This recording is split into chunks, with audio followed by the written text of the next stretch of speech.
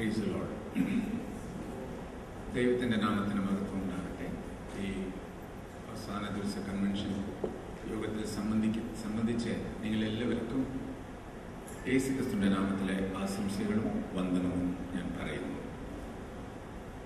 ഈ യോഗങ്ങളെ ക്രമീകരിച്ച് Sharjah CSA parish അംഗങ്ങൾക്കും ഭാരവാഹികൾക്കും ബഹുമാനപ്പെട്ട അച്ഛനവർക്കും യേശുക്രിസ്തുവിൻ്റെ നാമത്തിലെ വന്ദനം ഞാൻ പറയുന്നു. ഈ ദിവസങ്ങളിലെല്ലാം പല വീടുകളിലെ എന്നെ ക്ഷണിച്ച് ഭക്ഷണം കൊടുത്ത് അങ്ങനെ ഏർപ്പാട് ചെയ്ത പല കുടുംബങ്ങൾക്കും എൻ്റെ ആശംസകൾ ഞാൻ പറയുന്നു, നന്ദി പറയുന്നു. ഈ ദിവസങ്ങൾ ഒരു ഹോംലിയായി ഞാൻ താമസിച്ച അച്ഛൻ്റെ വീട്ടിലെ ഒരു ഹോംലി ഫീലിംഗ് എനിക്ക് ഉണ്ടായി. അതുകൊണ്ട് വളരെ സന്തോഷത്തോട് പ്രാർത്ഥിക്കാൻ, നല്ല ഏകാഗ്രതയോട് നല്ല സൗകര്യങ്ങൾ ഉണ്ടാക്കി തന്നെ അച്ഛനവരുടെ കുടുംബത്തിക്ക് യേശുക്രിസ്തുവിൻ്റെ നാമത്തിലെ വന്ദനം പറയുന്നു. ദൈവത്തിൻ്റെ നാമത്തിന് മഹത്വം ഉണ്ടാകട്ടെ. ചോദ്യങ്ങൾ ധാരാളമുണ്ട്. അതിന് മറുപടി പറഞ്ഞിട്ട് പിന്നെ ദൈവത്തിൻ്റെ വചനത്തിലേക്ക് ഞാൻ കടന്നു പോകാൻ ആഗ്രഹിക്കുന്നു. മിഷണറി പ്രവർത്തനത്തെ താങ്ങുവാൻ ഒത്തിരി പേർ ഭാരപ്പെട്ടതും ആഗ്രഹിച്ചതും എന്നോട് കൂടെ അത് ചോദിച്ചതും അറിഞ്ഞ് ഞാൻ ദൈവത്തെ സ്തുതിക്കുന്നു.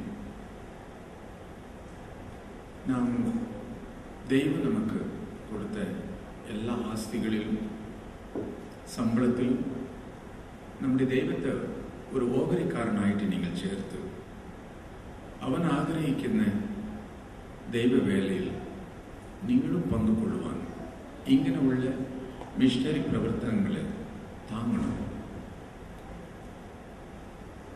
ഒരു പർട്ടിക്കുലർ മിഷണറി സ്ഥാപനത്തെ മാത്രമല്ല ഞാൻ സപ്പോർട്ട് ചെയ്യാൻ ആഗ്രഹിക്കുന്നത്.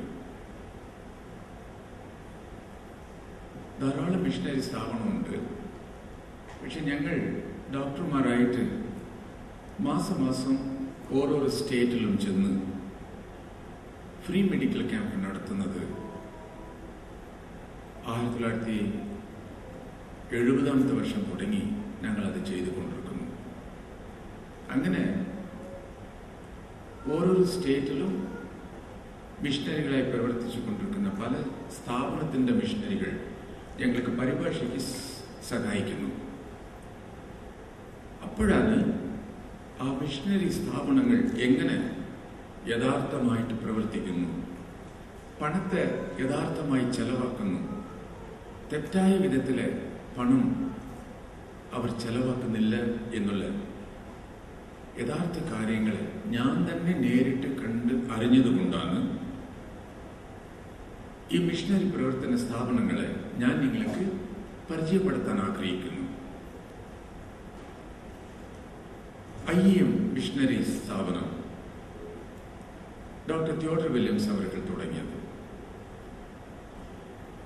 ഇതും ഇന്ത്യയിലെ ധാരാളമായിട്ട് മിഷണറികളെ അയക്കുന്നതും കൂടുതൽ പഠിത്തമുള്ളവർ മിഷണറികളായിട്ട് പ്രവർത്തിക്കുന്ന ഒരു സ്ഥാപനമാണിത്.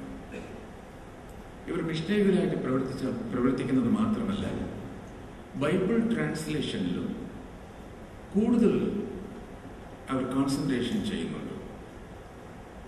ധാരാളം ഭാഷയിലെ വേദപുസ്തകങ്ങൾ ഇറക്കിയിട്ടുണ്ട്. അത് അവരുടെ ഒരു സ്പെഷ്യൽ ഭാരമാണ്. ആദിവാസികൾക്ക് പണമോ സ്വത്തോ ആസ്തിയോ കൊടുക്കുന്നതെക്കാൾ നമ്മുടെ ജീവനുള്ള വേദപുസ്തകത്തെ അവരുടെ കയ്യിൽ കൊടുത്ത് അതാണ് അവർക്ക് ആസ്തി. നാം ആ സ്ഥലം വിട്ടു പോകും, പക്ഷെ വചനം അവരോടുകൂടെ ഇരിക്കും.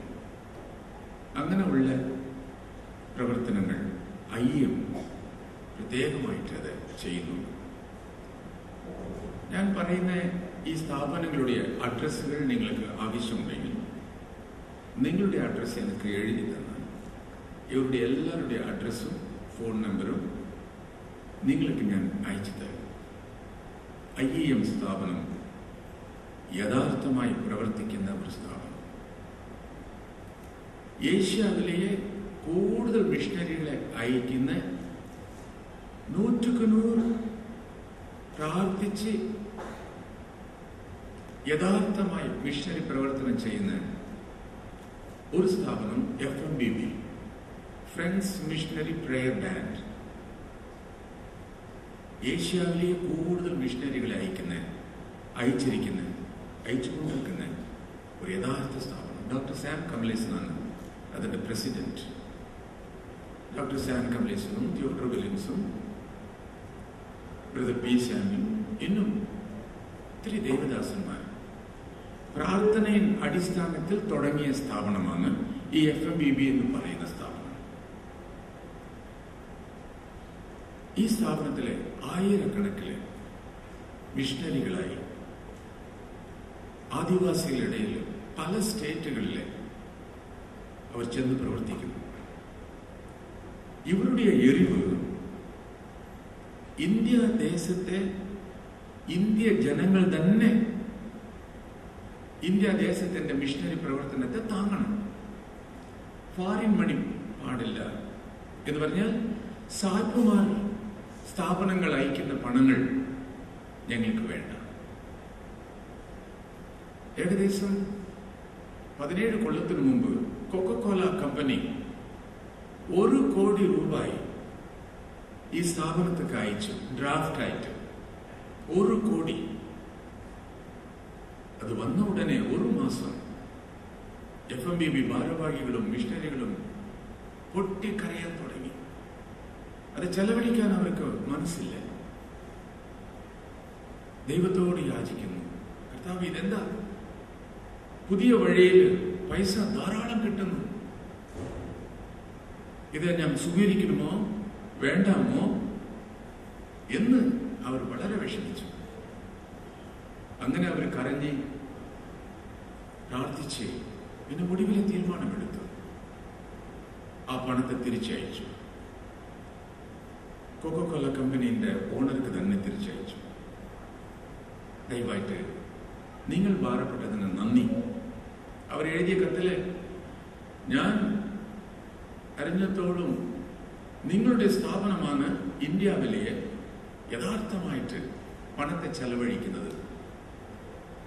ദൈവവേലയ്ക്ക് വേണ്ടി കൊടുക്കുന്ന പണത്തെ തെറ്റായിട്ട് ചെലവാക്കാതെ വിധത്തിൽ നിങ്ങൾ യഥാർത്ഥമായി ചെലവാക്കുന്നത് ഞാൻ അറിഞ്ഞു. നിങ്ങളുടെ മിഷണറികളും പ്രാർത്ഥനയോടുകൂടെ തന്നെ പ്രവർത്തിക്കുന്നു, ത്യാഗം സഹിക്കുന്നു എന്നെല്ലാം ഞാൻ അറിഞ്ഞു.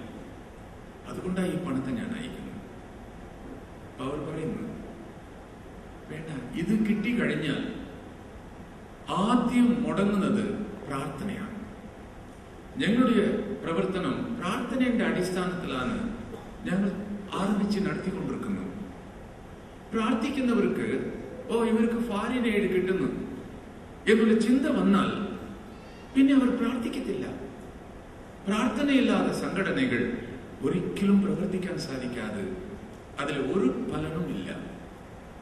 അതുകൊണ്ട് വേണ്ട, ദയവായിട്ട് അത് തിരിച്ചെടുക്കണേ. ഇനി ഞങ്ങൾക്ക് പൈസ അയക്കണ്ട. ഇന്ത്യ ദേശത്തിൽ നിന്ന് ചെന്ന് ഇന്ത്യ ജനങ്ങൾ തന്നെ ഞങ്ങളെ താങ്ങിയാൽ മതി.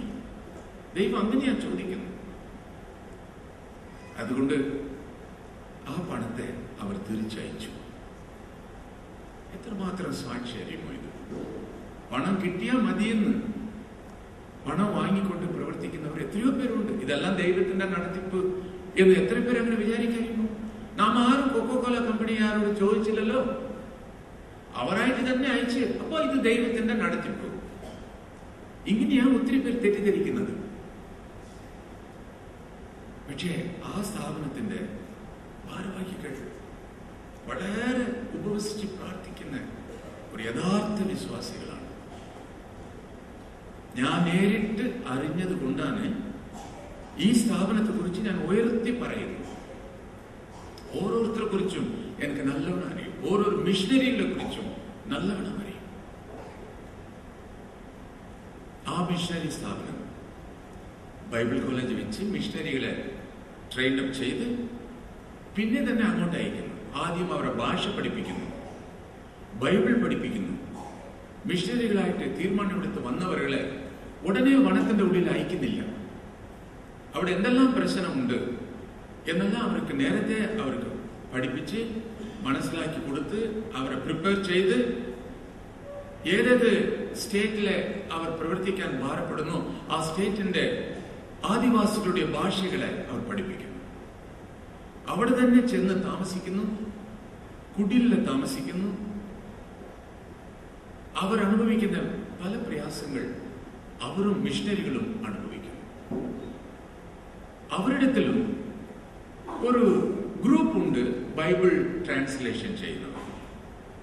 അവരും ധാരാളം ആദിവാസികളുടെ ഭാഷകളെ തർജ്ജമ ചെയ്ത് അവരുടെ ഭാഷയിൽ ബൈബിൾ ട്രാൻസ്ലേറ്റ് ചെയ്ത് ഇപ്പൊ അവരെ സഹായിച്ചു കൊണ്ടിരിക്കുന്നു.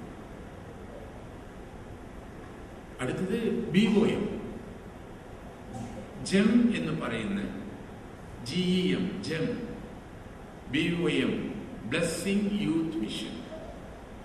വെല്ലൂർ CMC ഹോസ്പിറ്റലിൽ എഞ്ചിനീയറായിട്ട് പ്രവർത്തിച്ചു കൊണ്ടിരുന്നവർ ഒരുമിച്ച് ചേർന്ന് തീരുമാനമെടുത്ത് പെന്തക്കോസ്ത് സഭയെ ചേർന്നവരാണ് ഇവരെല്ലാം. പക്ഷെ പെന്തക്കോസ്ത് സഭ മിഷണറി പ്രവർത്തനത്തെ കുറിച്ച് ഭാരപ്പെടുന്നില്ല. പക്ഷെ ദൈവം നമ്മ ഓരോരുത്തരെയും മിഷണറികളായിട്ട് വിളിക്കുന്നു. ആദിവാസികളിടത്തിലെ സുവിശേഷം അറിയിക്കുന്നു. ഈ ഭാരം അവരുടെ ഹൃദയത്തിൽ ഉണ്ടായതുകൊണ്ട് അവർ തന്നെ എടിച്ച് ഈ മിഷണറി പ്രവർത്തനത്തിന് വേണ്ടി അവരെല്ലാം ആദ്യമായി തന്റെ ജോലികളെ രാജിവെച്ച്, എല്ലാവരും എഞ്ചിനീയേഴ്സാണ്, ജോലിയെ രാജിവെച്ച് പ്രൈവറ്റ് ആയിട്ട് എഞ്ചിനീയർ സ്ഥാപനം ഒന്ന് തുടങ്ങി. അതിൽ കിട്ടുന്ന പണം മുഴുവനും മിഷണറി പ്രവർത്തനത്തിന് വേണ്ടി എന്ന് തുടങ്ങി ആരംഭിച്ചതാണ്. പിന്നെ ആ ബിസിനസ് എല്ലാத்தைയും നിർത്തിയിട്ട് എല്ലാവരും മിഷണറികളായി ഇറങ്ങി ആദിവാസികളിൽ ചെന്ന് പോയി താമസിച്ച് സുവിശേഷം അറിയിക്കാൻ തുടങ്ങി. അവരും നല്ല വിധത്തില് പ്ലാൻ ചെയ്ത് മിഷണറി പ്രവർത്തനം ചെയ്തുകൊണ്ടിരിക്കുന്നു. ആ മിഷണറി പ്രവർത്തനത്തിന് നിങ്ങൾ താങ്ങാം. സഭ ഉപദേശത്തെ അവർ ഫോക്കസ് ചെയ്യുന്നില്ല, ക്രിസ്തുവിനെ മാത്രമേ ഉയർത്തി കാണിക്കുന്നു. അതേമാതിരി അഗസ്റ്റിൻ ജയകുമാർ എന്ന് പറയുന്ന ഒരു വ്യക്തി ബീഹാറെ തലസ്ഥാനമാക്കി അവിടെ ധാരാളം മിഷണറിമാർകളെ ഇന്ത്യ മുഴുവനും അയച്ച് രാജസ്ഥാൻ, ബീഹാർ, ഒറീസ, ഇന്നും പല സ്ഥലങ്ങളിലെ മിഷണറികളെ അയച്ച് പ്രവർത്തിക്കുന്ന ഒരു ദൈവദാസനാണ്. അദ്ദേഹവും പെന്തക്കോസ്ത് സഭയാണ്, പക്ഷെ സഭയോടുള്ള ബന്ധമില്ല.